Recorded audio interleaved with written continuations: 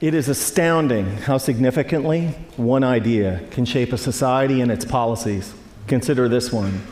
If taxes on the rich go up, job creation will go down.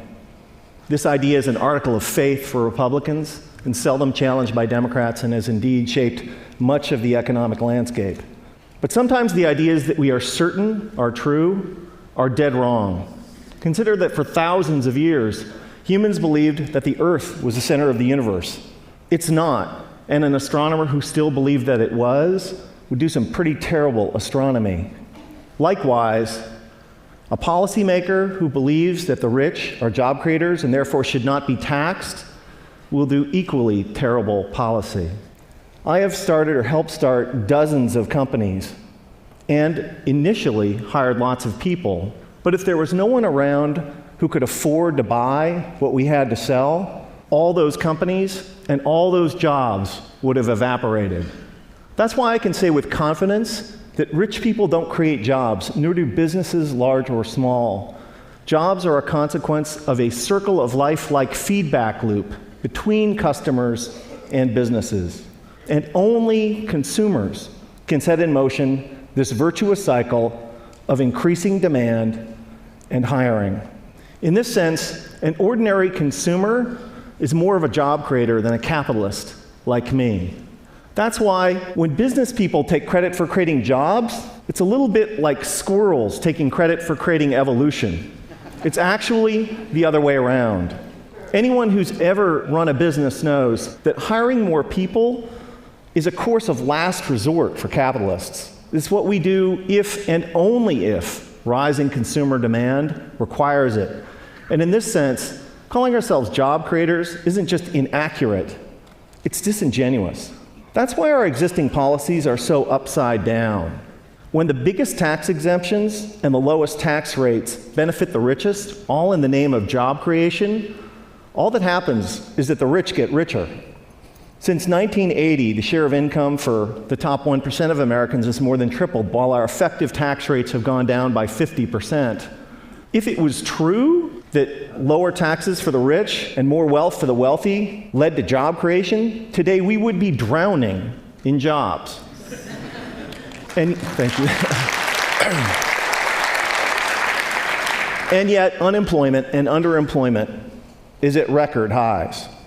Another reason that this idea is so wrong-headed is that there can never be enough super rich people to power a great economy. Somebody like me makes hundreds or thousands of times as much as the median American, but I don't buy hundreds or thousands of times as much stuff. My family owns 3 cars, not 3,000. I buy a few pairs of pants and shirts a year like most American men. Occasionally we go out to eat with friends. I can't buy enough of anything to make up for the fact that millions of unemployed and underemployed Americans can't buy any new cars, any clothes, or enjoy any meals out.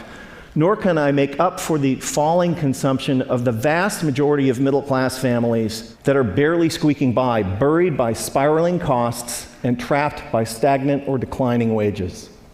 Here's an incredible fact, that if the typical American family still retained the same share of income that they did in 1970, they'd earn like $45,000 more a year. Imagine what our economy would be like if that were the case. Significant privileges have come to people like me, capitalists, for being perceived as job creators at the center of the economic universe, and the language and metaphors we use to defend the current economic and social arrangements is telling. It's a small jump from job creator to the creator. This language obviously wasn't, this language was not chosen by accident. And it's only honest to admit that when somebody like me calls themselves a job creator, we're not just describing how the economy works, but more particularly, we're making a claim on status and privileges that we deserve.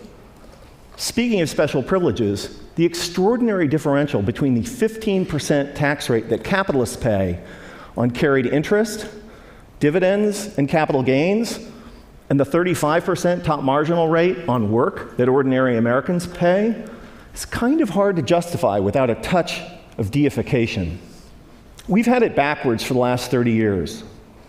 Rich people like me don't create jobs. Jobs are a consequence of an ecosystemic feedback loop between customers and businesses. And when the middle class thrives, businesses grow and hire, and owners profit. That's why taxing the rich to pay for investments that benefit all is such a fantastic deal for the middle class and the rich. So, ladies and gentlemen, here's an idea worth spreading. In a capitalist economy, the true job creators are middle-class consumers. And taxing the rich to make investments that make the middle class grow and thrive is the single shrewdest thing we can do for the middle class, for the poor, and for the rich. Thank you.